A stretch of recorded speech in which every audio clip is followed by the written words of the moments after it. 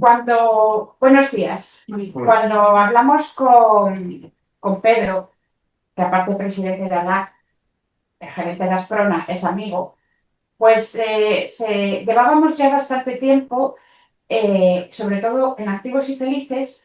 Últimamente nos llegaban personas con altas capacidades y yo, claro, nosotros no somos una asociación de altas capacidades, pero nos llamaba la atención la cantidad de cosas que tenemos en común las personas altamente sensibles con las personas de altas capacidades. Tenemos muchos puntos en común.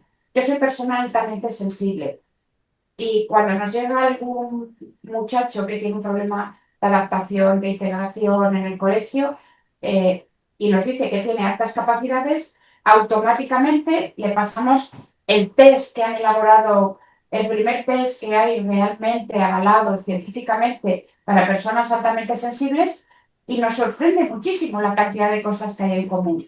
Y entonces, hablando con Antonio, dijimos, creo que esto es el momento de hacerlo. Cuando pensamos cómo vamos a organizar la jornada, digo, mira, nada mejor que los profesionales que realmente conocen altas capacidades y que realmente conocen a las personas altamente sensibles, que son Manuela y Antonio, con quienes colaboramos de forma habitual. Claro, ellos tienen que entrar online porque están en Sevilla. En Sevilla, ¿verdad, Manuela? Sí, Sí, porque están en Sevilla. Entonces, se han prestado y yo creo que lo mejor es que les demos la palabra a ellos. Muchísimas gracias. Gracias, Pedro. Muchísimas gracias. gracias. Gracias, Belén. Gracias, Pedro. Gracias, Belén. Gracias, Pedro. Gracias por habernos invitado. Nosotros estamos encantados de poder participar y de poder contaros un poco qué es lo que hacemos. Entonces, si os parece, voy a compartir una pequeña presentación. La voy a poner en modo presentación para que se vea bien. Y voy a presentar a la doctora Manuela Pérez, que realmente hoy es la que nos va a contar y va a ligar y va a especificar lo que son las altas capacidades y la alta sensibilidad. Manuela es licenciada en Psicología Clínica e Industrial y es doctora en Psicología por la Universidad de Sevilla. Como decía Belén, es la impulsora y la autora del test de personas altamente sensibles para la población española. Ella está especializada en intervención terapéutica clínica y en psicología del trabajo. Entonces es una experta en trastornos psicológicos infantiles y juveniles, también en trastornos de conducta y emocionales, ¿no? Pues lleva ya 8 años divulgando y es conferenciante del rasgo Paz. Fue la primera española hace ya muchos años certificada por Elaine Aron, que es la primera investigadora en alta sensibilidad, ¿no? Es una psicóloga americana y Manuela contactó con ella y fue la primera certificada. Y bueno, pues gracias a esos estudios y a esa investigación, pues creamos la Asociación de Profesionales de Personas Altamente Sensibles y posteriormente la Fundación Española de Alta Sensibilidad. Hemos estado en muchos medios de comunicación, televisión, en radio, en prensa, siempre con ese afán de divulgar. Y Manuela tiene un par de libros sobre alta sensibilidad, que bueno, en PDF lo podéis encontrar en las redes y a quien lo necesite nos lo decís y lo facilitamos, o si es en papel lo podéis comprar pues en Casa del Libro, Amazon, etcétera, etcétera, etcétera. Está traducido al inglés, al francés, al italiano y últimamente al rumano. Tenemos una colaboradora, una doctora en filología por la Universidad de la Complutense de Madrid, que es rumana y nos lo ha traducido también, con lo cual tenemos ya un quinto idioma en estos libros. Y el test, aquí os he puesto la página web donde podéis encontrar el test. pasespana.org y le ponéis la barrita y test. O simplemente entráis en pasespana.org e inmediatamente podéis buscar el test. Y para temas, Manuela tiene muchos vídeos sobre niños y niñas altamente sensibles, sobre adultos, podéis buscar ahí. Hay vídeos de altas capacidades, con lo cual en el canal de YouTube tenéis un montón de información. Y bueno, nuestro afán es colaborar, divulgar, investigar, hacer contactos, hacer amigos y hacer amigas, ¿no? Y ese esfuerzo tiene su recompensa. Este año a Manuela la han premiado la Asociación de Somos Fanes por sus investigaciones en bienestar emocional. Fue el 10 de abril en el auditorio del Comité Olímpico Español y fue una gala maravillosa. También participamos desde hace mucho tiempo con Activos y Felices.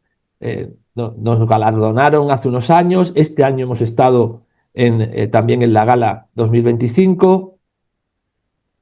Y por supuesto hacemos otras colaboraciones también con las universidades, como sabéis.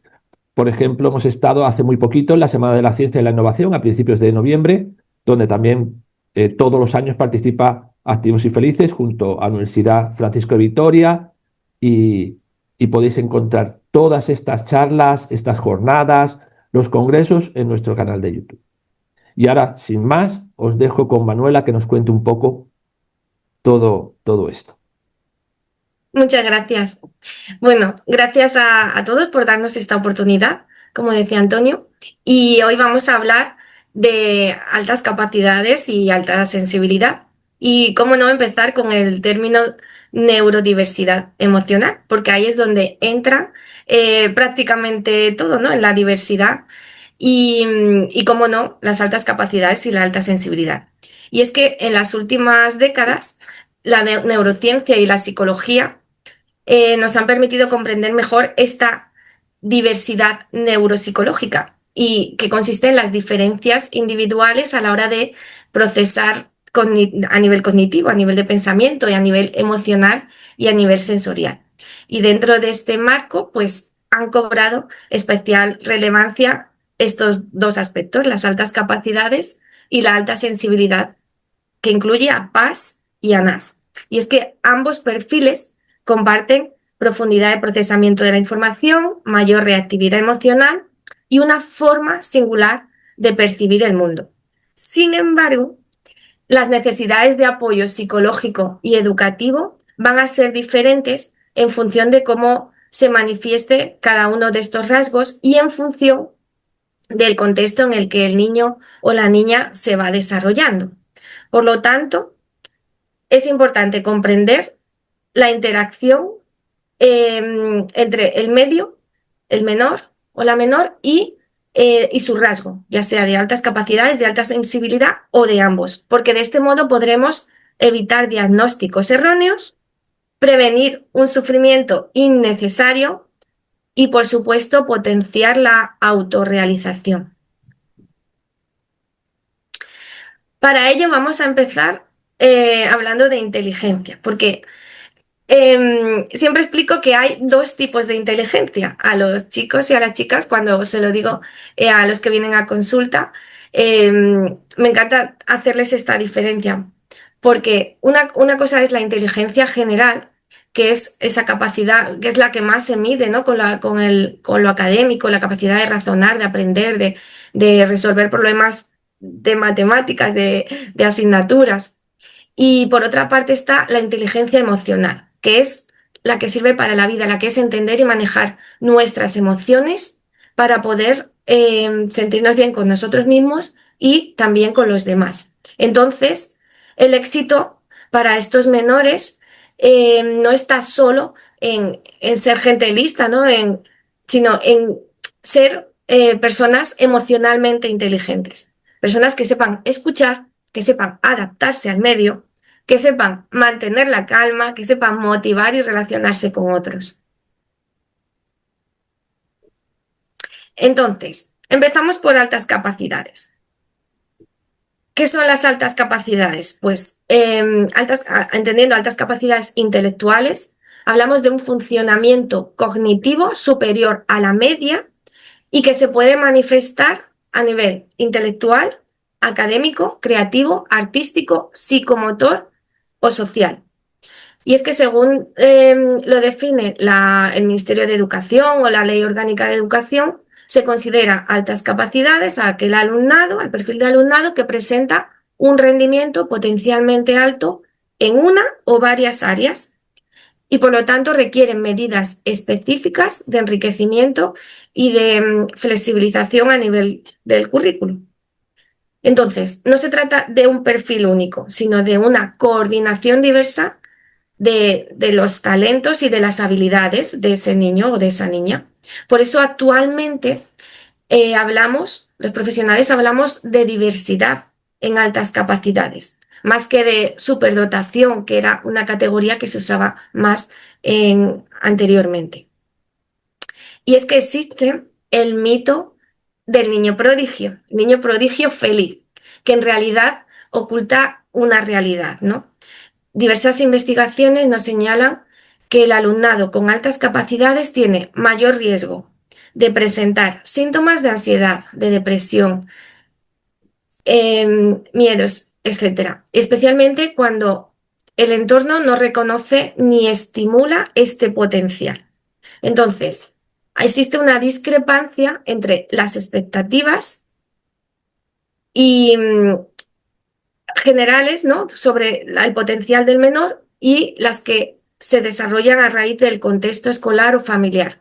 Y al final, el menor acaba con una sensación de vacío y de inutilidad increíble. Entonces, se produce la desmotivación, se puede producir la desmotivación académica. Y claro, esto es un poco paradójico, porque muchísimos alumnos o alumnas brillantes obtienen bajo rendimiento académico. ¿Por qué? Pues porque el sistema educativo no se adapta ni a su ritmo ni a su forma de aprender.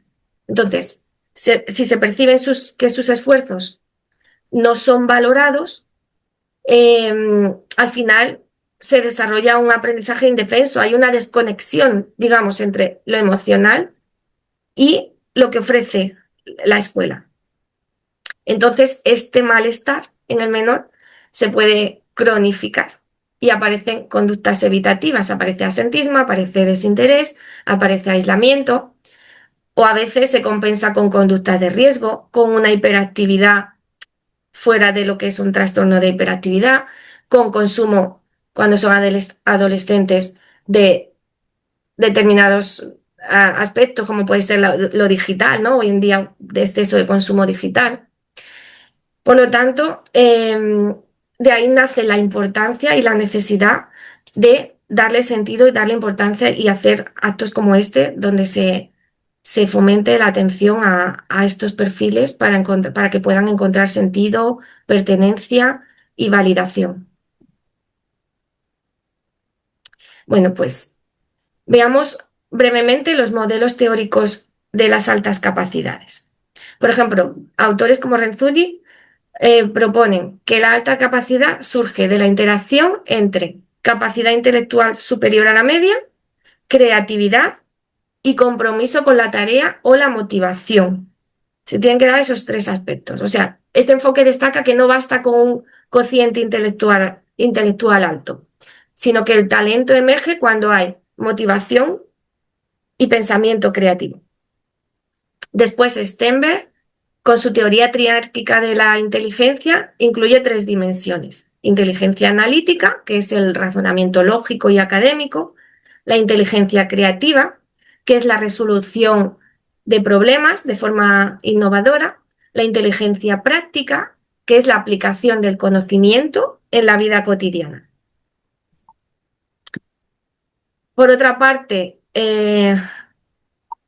hay autores que destacan la importancia de, por ejemplo, Gagné nos destaca el modelo diferenciador de la dotación y del talento, que distingue entre dotación natural, o sea, un potencial innato con el que se nace, un talento resultado del desarrollo de ese potencial mediante el aprendizaje y el contexto, y este enfoque, digamos que resalta el papel del entorno como facilitador de este aspecto, con factores emocionales y también motivacionales. Fijaos, todos estos autores encajan en que se tienen que dar, por una parte, el talento con el que se nace, o sea, el potencial con el que se nace, el talento que se desarrolla con el contexto y el entorno, y la motivación y el interés. Después hay otros autores más nuevos, como Gardner, que por ejemplo, que nos habla de las inteligencias múltiples. Este autor habla de inteligencia lingüística, lógico-matemática, musical, espacial, cinestésica, que es del movimiento, de la psicomotricidad, naturalista, interpersonal e incluso intrapersonal. Es como una mirada más amplia, ¿no? a la educación. Y también Pfeiffer, otro de los autores más nuevos, nos habla del modelo tripartito, que distingue tres formas de identificar la alta capacidad. Un cociente intelectual elevado, alto, un rendimiento y un gran potencial a nivel psicopedagógico, y luego el ajuste psicológico y el bienestar a nivel social, socioemocional.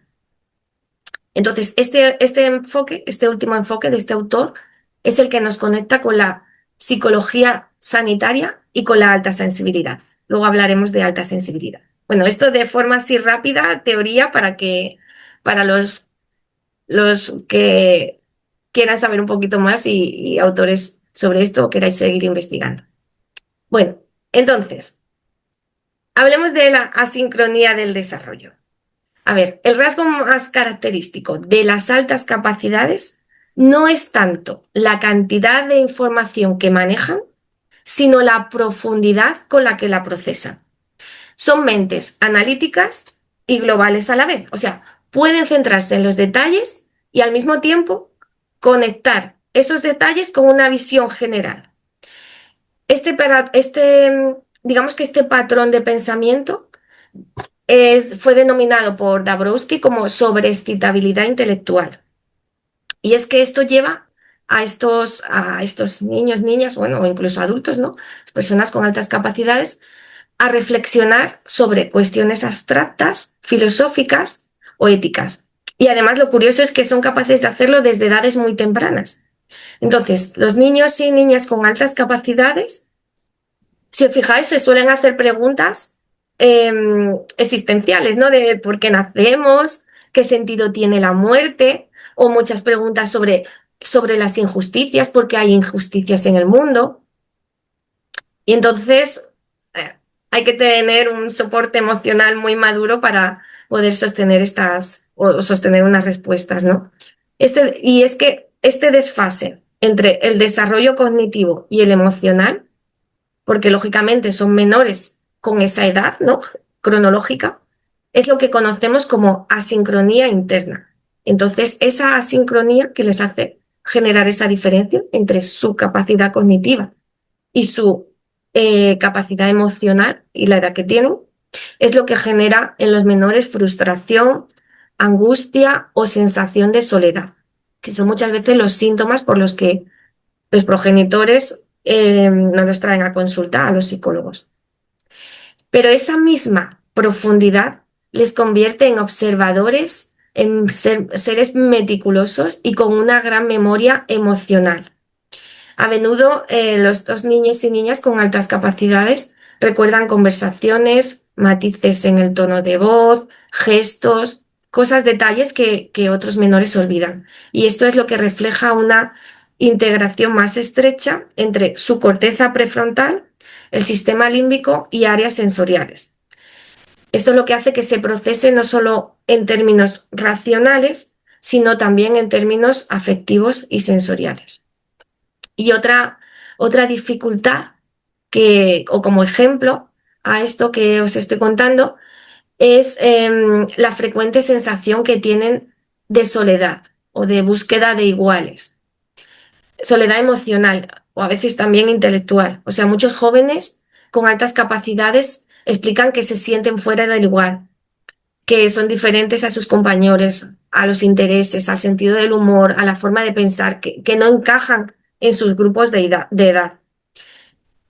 Por lo tanto, esta falta de sintonía puede generar retraimiento, o sea, se retraen, se apartan, inhibición o incluso, vamos, que se pueden camuflar, que se camuflan. Intentan fingir ser como los demás para evitar el rechazo. Fingir aparentemente, físicamente, pero luego emocionalmente se apartan.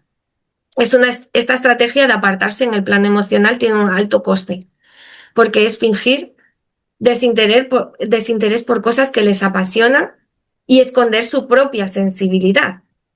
Al final, esto les provoca que pierden ser auténticos y también baja su autoestima. Y en una etapa tan importante como es la adolescencia, esta disonancia interna puede expresarse con apatía, con cinismo o con desconexión emocional. Cuando nos dicen, es que no siento nada, tengo plano, ¿no? Siento plano, pues está ocurriendo esto. Por lo tanto, los programas de agrupamiento flexible o los espacios de convivencia entre iguales, como talleres de talento o grupos de enriquecimiento, son herramientas que pueden ayudar y que tienen mucho poder para disminuir esa soledad. Tratan de, o sea, intentar tratar que se encuentren con otros que piensan y sienten del modo similar y que les permita integrar esa diferencia como parte de su propia identidad y no como un defecto. Bien, bueno, antes de ver que también voy a hablar sobre la alta sensibilidad, vamos a ver esos rasgos comunes entre altas capacidades y alta sensibilidad, porque los niños y niñas con altas capacidades suelen mostrar una alta conciencia y un pensamiento muy introspectivo, son muy sensibles a nivel moral desde edades muy tempranas, sensibilidad a la injusticia, a las incoherencias, también son perfeccionistas y, y tienen elevada empatía, son responsables, pero hay una disincronía interna entre lo cognitivo, lo emocional y lo social. Y hay una necesidad de autenticidad, perdón, de autenticidad y de profundidad con los vínculos. Entonces, cuando en su entorno no se reconocen estas necesidades, pueden desarrollar baja autoestima, ansiedad, retraimiento social y conductas de evitación. Por ejemplo, un ejemplo de lo que ocurre con este perfil de niños y niñas. Bueno, pues el perfeccionismo, que es, digamos, uno de los rasgos más estudiados dentro de este perfil socioemocional de las altas capacidades. Tiene, por una parte, una cara adaptativa, una cara de la moneda adaptativa y otra cara no funcional, disfuncional. Digamos que en la parte saludable el perfeccionismo impulsa a la excelencia, a la perseverancia, al gusto por el trabajo bien hecho, pero cuando se convierte en una exigencia, en un extremo, ¿no? En si no es perfecto no me vale, acaba derivando en ansiedad, en procrastinar o en bloqueo. Entonces, muchos adolescentes internalizan desde muy pequeños el mensaje de que su valor está ligado a su rendimiento y que si no alcanzan la excelencia sienten que decepcionan a los demás, a sus familias, a sus padres y incluso a sí mismos. Esta autoexigencia se puede extender también al ámbito moral. Debo ser siempre amable, no debo fallar nunca a nadie. Y al final, ¿en qué desemboca esto? Pues en culpabilidad, en miedo al error. Por lo tanto, desde la psicología sanitaria sabemos que el perfeccionismo es disfuncional cuando llega a ese extremo, porque se relaciona con una mayor probabilidad de desarrollar trastornos de ansiedad, de depresión o incluso síntomas obsesivos. Y en el caso de las altas capacidades, este riesgo aumenta porque su pensamiento reflexivo potencia aún más la autocrítica. Lo que en cualquier joven sería un pensamiento pasajero, bueno, pues me equivoqué y ya está, ¿no? En estos jóvenes se convierte en un análisis prolongado, porque fallé, que dije, que, que me pasará la próxima vez, volveré a hacerlo. Eso acaba convirtiéndose en ese pensamiento rumiativo que trabajamos tanto, que nos traéis tanto a consulta y trabajamos tanto los psicólogos. Y es que trabajar el perfeccionismo desde la terapia cognitivo-conductual y desde otros enfoques, la terapia de la compasión, etcétera, resulta esencial para prevenir ese desgaste interno que sufren. Bueno, veamos qué es la alta sensibilidad. A ver, lo primero aclarar que no es un diagnóstico ni es una moda. Estamos estudiando mucho sobre ello, trabajando en artículos científicos, investigando en las universidades, pero eso no significa que sea una moda, significa que es algo importante en lo que tenemos que focalizar la atención. Bueno, pues empecemos por el principio. ¿De qué hablamos cuando decimos que una persona o un niño o una niña es altamente sensible? O sea, persona altamente sensible, PAS, niño o niña altamente sensible, NAS. Bien. Bueno, pues imaginad que el sistema nervioso es un receptor. Entonces, la mayoría de las personas tienen un receptor estándar que filtra y procesa la información de forma eficiente, pero una persona con el rasgo de la alta sensibilidad tiene un receptor de alta gama, es ultrasensible. Capta muchas más frecuencias, muchos más matices y mucha más información del entorno y también de su mundo interior.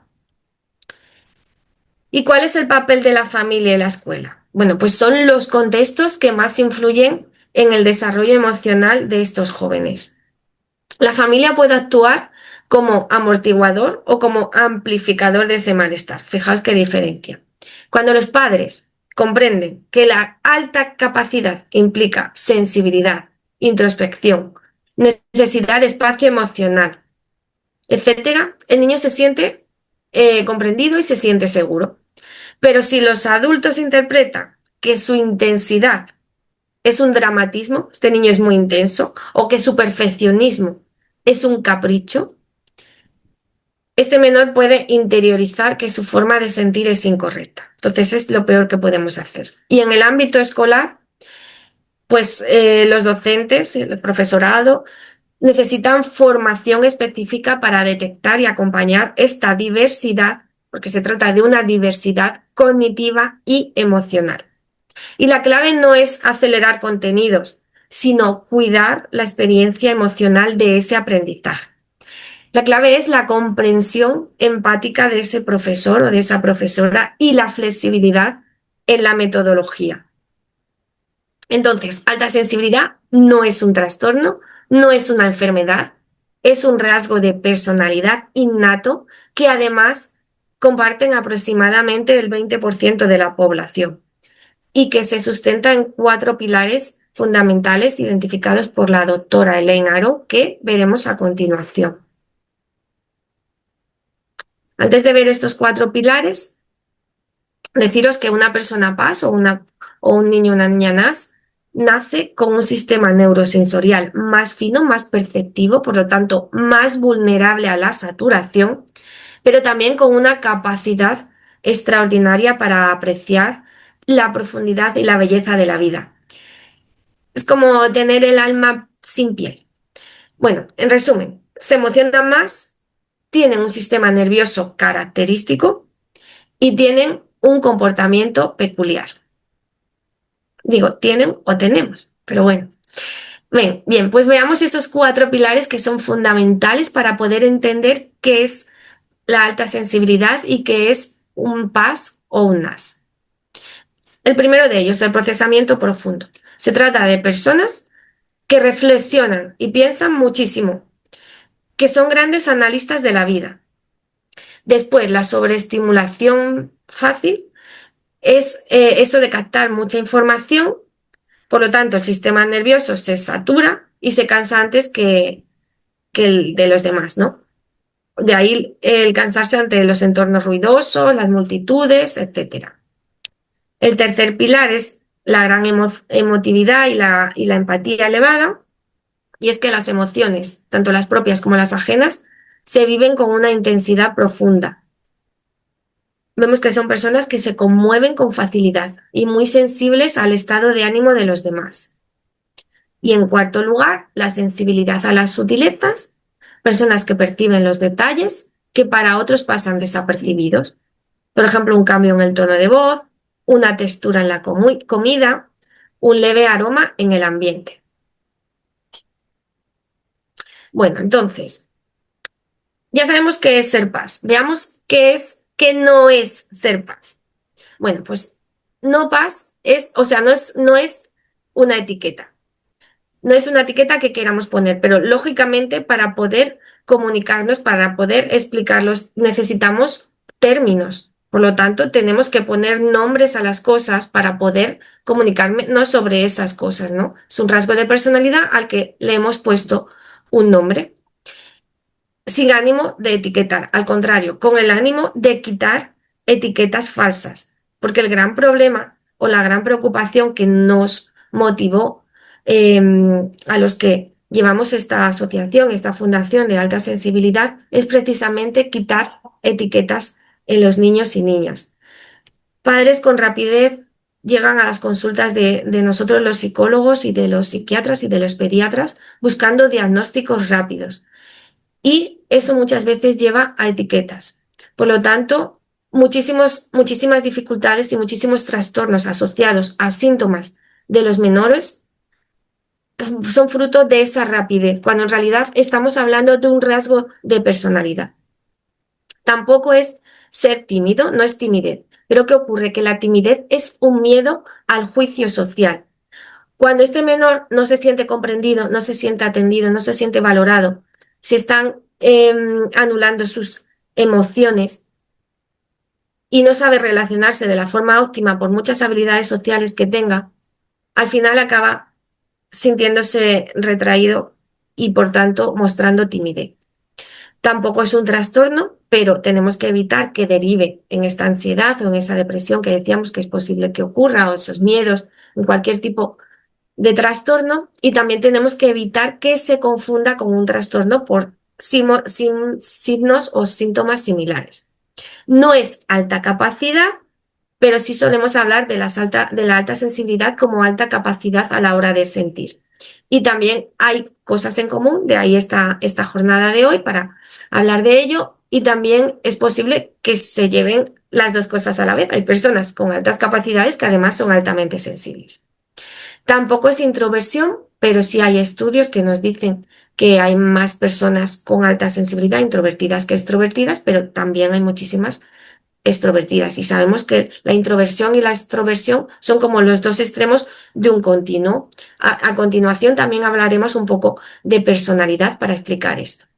Y tampoco es nada místico, pero ¿qué ocurre? Pues que tenemos la gran ventaja de tener redes sociales, de tener internet, de poder comunicarnos como estamos ahora desde diferentes partes del mundo, pero al mismo tiempo el internet tiene, la tecnología es un arma de doble filo, donde hay personas que sin formación, sin investigaciones científicas, solo por estar ahí o mover sus redes o tener muchos likes, hablan de de lo que quiere. Y nos encontramos cantidad de confusión respecto a la alta sensibilidad, no solo con lo místico, sino con muchas otras cosas. Entonces, desde aquí queremos recomendar también que por favor busquéis fuentes de sabiduría de personas y de entidades que realmente están formadas y en continua formación sobre este aspecto.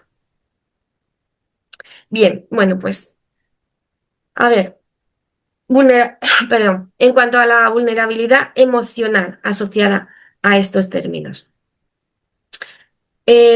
La neurobiología nos muestra que el sistema límbico, especialmente la amígdala y el hipocampo, tiende a estar más reactivo y sensible en las personas de alta capacidad. Entonces, esta hiperreactividad emocional es la que favorece la empatía, la percepción de sutilezas y la sensibilidad moral, pero también puede amplificar la ansiedad y la autocrítica. Entonces, cuando un estímulo se percibe como intenso o injusto, es la amígdala la que se activa con fuerza, desencadenando una respuesta emocional que puede resultar desbordante. Y si la corteza prefrontal no logra modular esa activación, la emoción es la que domina a la conducta. Por eso muchos adolescentes con altas capacidades oscilan entre momentos de entusiasmo y momentos de frustración o bloqueo. Fijaos, es la mente, es el sistema nervioso el que hace todas estas conexiones. Entonces, en los contextos de alta exigencia, se tiende a esa hipersensibilidad al error, al perfeccionismo y a la autocrítica severa. Desde fuera, el entorno lo puede percibir como dramatismo, como exceso emocional, cuando en realidad se trata de neurofisiología, una neurofisiología, un sistema nervioso más sensible al entorno. Entonces, ¿qué ocurre? A esta edad, ¿no? Los adolescentes es cuando están construyendo su identidad y empiezan a darle sentido a la vida, ¿no? Por lo tanto, en la adolescencia, las altas capacidades se enfrentan a un desafío adicional. Construir una identidad coherente con su forma de pensar y de sentir. Suelen experimentar una búsqueda de existencia profunda con preguntas sobre el propósito de la vida, sobre la justicia, sobre el ser auténtico. Y esta reflexión puede generar crisis de sentido, pero también, por otra parte, es el motor de su madurez. Fijaos qué difícil. Entonces, la teoría de Dabrowski, que os hablaba antes, la teoría de la desintegración positiva, explica este proceso como una secuencia de crisis necesarias para poder avanzar a niveles superiores de desarrollo moral y psicológico. ¿Qué tenemos que hacer? Pues en lugar de patologizar estas crisis, tenemos que acompañar a esa transformación interna, ayudando a estos jóvenes a integrar su sensibilidad, su inteligencia y su vulnerabilidad como parte del mismo sistema al que pertenece.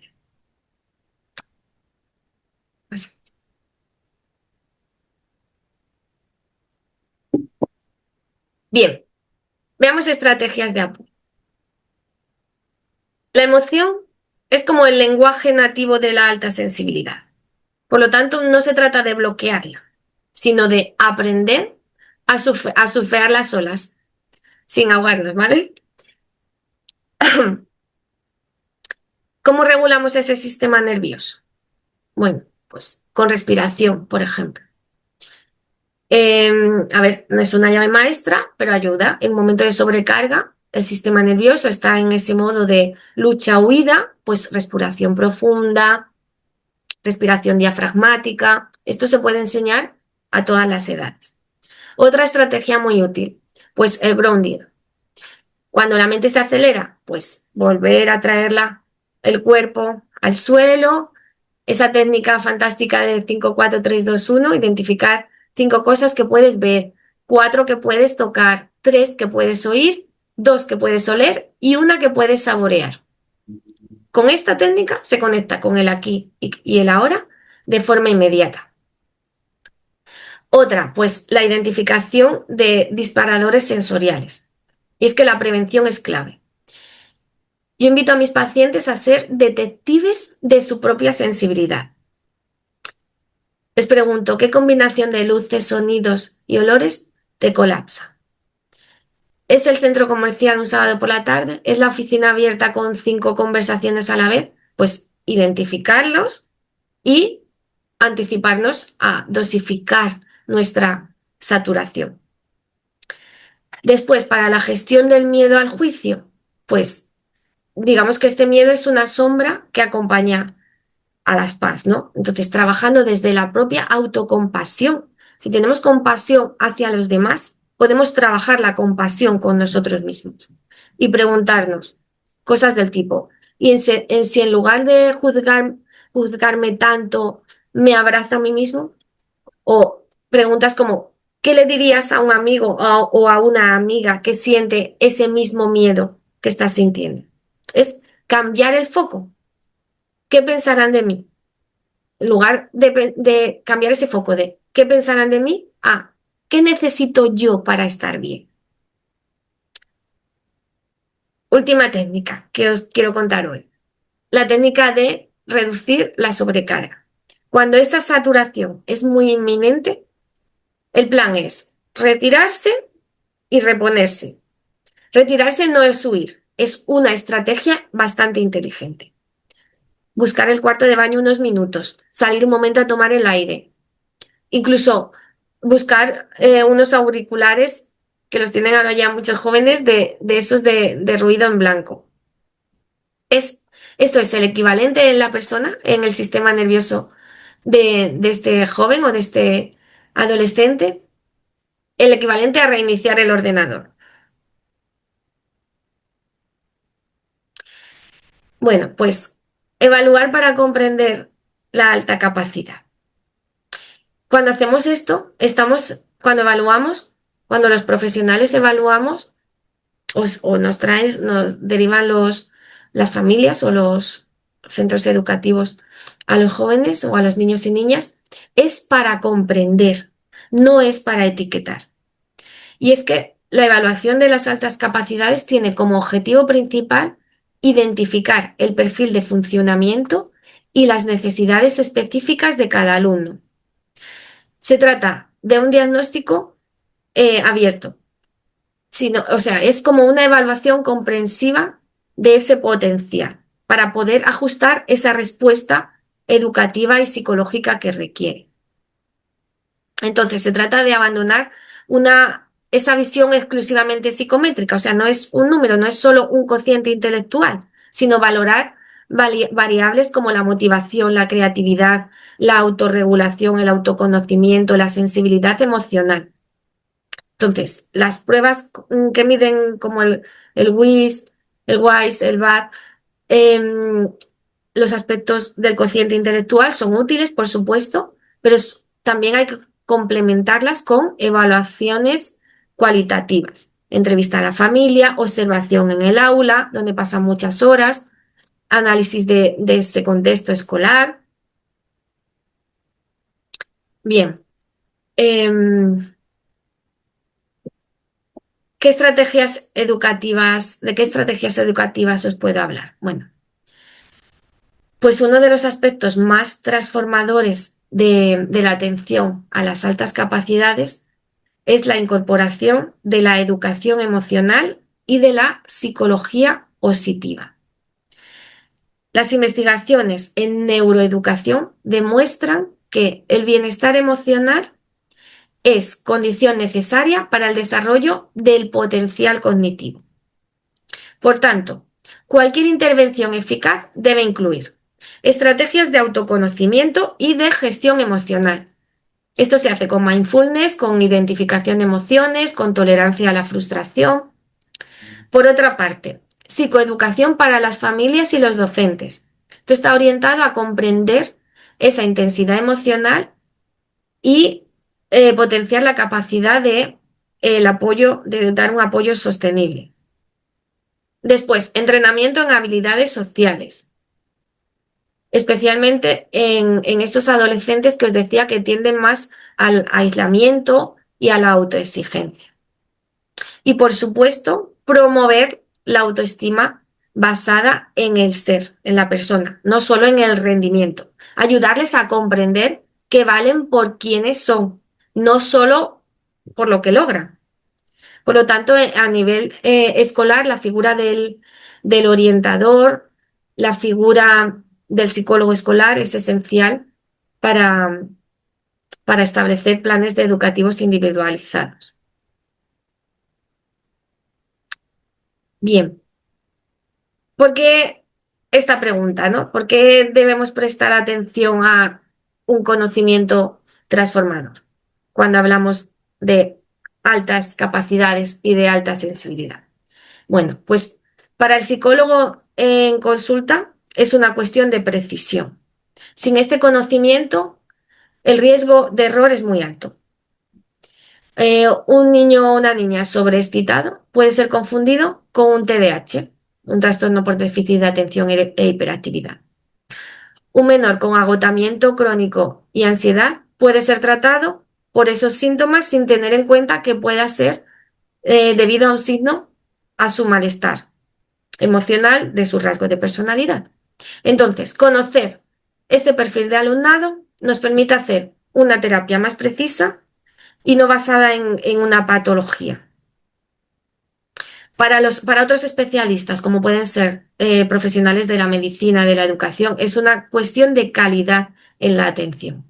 Es decir, para el médico o el pediatra, estos menores pueden tener reacciones más intensas al dolor, a los medicamentos, a los procedimientos clínicos en general y conocer que existe el perfil de la alta sensibilidad o cómo es un niño con altas capacidades permite una aproximación más tranquila, más empática y más efectiva.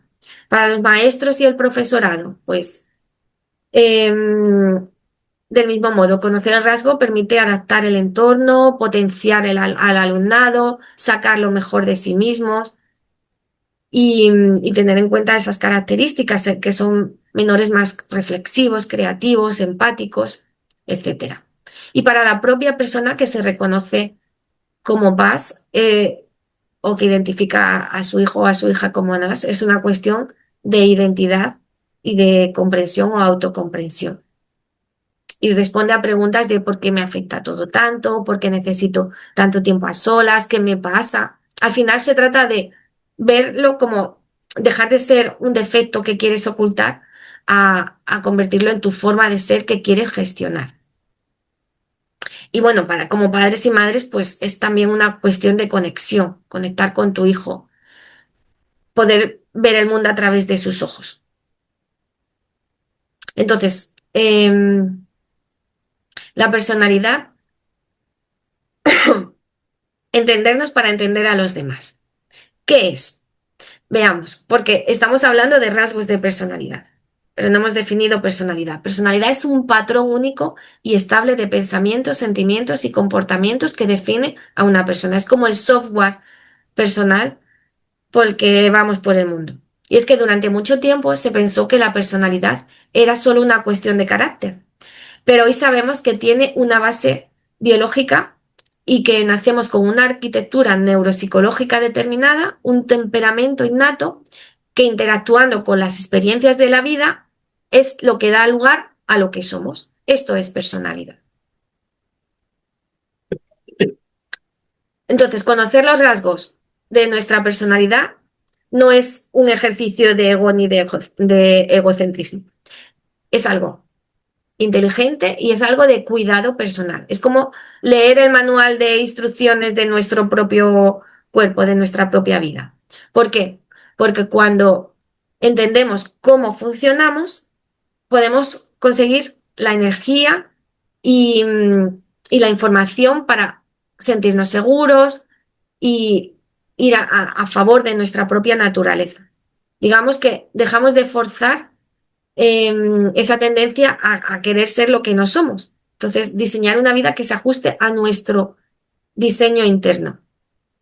Entonces, en esta intersección, en esta ecuación, la salud mental y el autoconocimiento son fundamentales en cuanto a la formación de esta personalidad. Veamos los 5 grandes rasgos de forma rápida. Los 5 grandes rasgos de personalidad.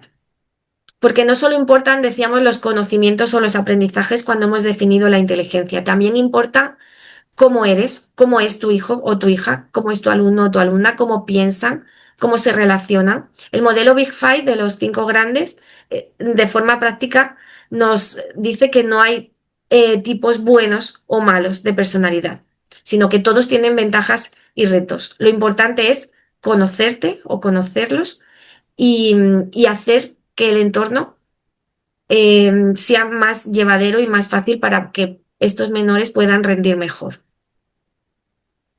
A ver, el primero de ellos es la apertura a la experiencia. Una alta apertura se ven esos niños que les encanta aprender cosas nuevas, probar ideas diferentes, la innovación. Disfrutan. El ejemplo lo vemos en estos menores que disfrutan con tareas creativas, con cosas nuevas, ¿no? En cambio, si es baja, la apertura a la experiencia, prefieren rutinas, entornos estables, normas claras y directas. Lo vemos en niños que prefieren ejercicios rutinarios. Por lo tanto, la apertura a la experiencia impulsa la innovación, pero también se necesita gente práctica que mantenga el orden. Entonces, ambos perfiles se complementan.